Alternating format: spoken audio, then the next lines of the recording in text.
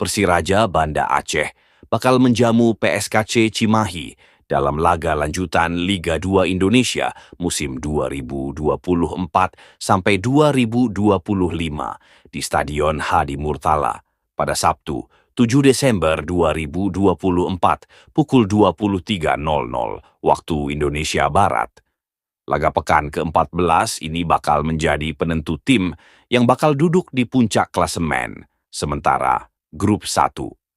Berdasarkan informasi di situs resmi Liga Baru Indonesia, selisih poin antara Laskar Rencong dengan Laskar Sangkuriang hanya terpaut 3 angka.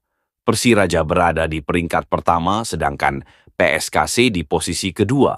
Pantauan melalui Pranala Liga Indonesia Baru.com tersebut pada Kamis 5 Desember 2024 pukul 23.30 waktu Indonesia Barat. Lantak Laju saat ini mengoleksi 23 poin dari 11 pertandingan.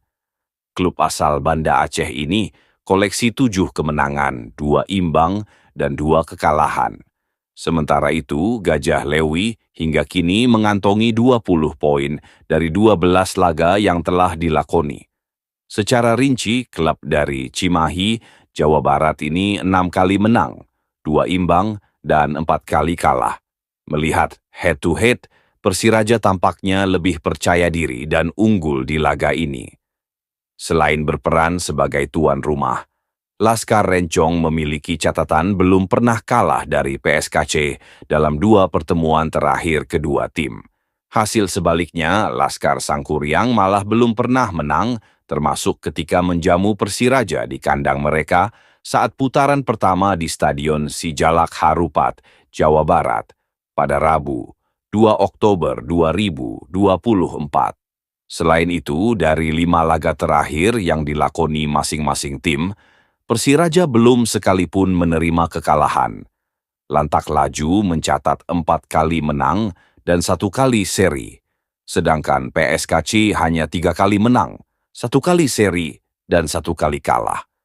Meski Laskar Rencong unggul secara head-to-head dan diuntungkan dengan bermain sebagai tuan rumah, namun anak asuh Akhyar Ilyas harus tetap mewaspadai gaya permainan skuad Gajah Lewi.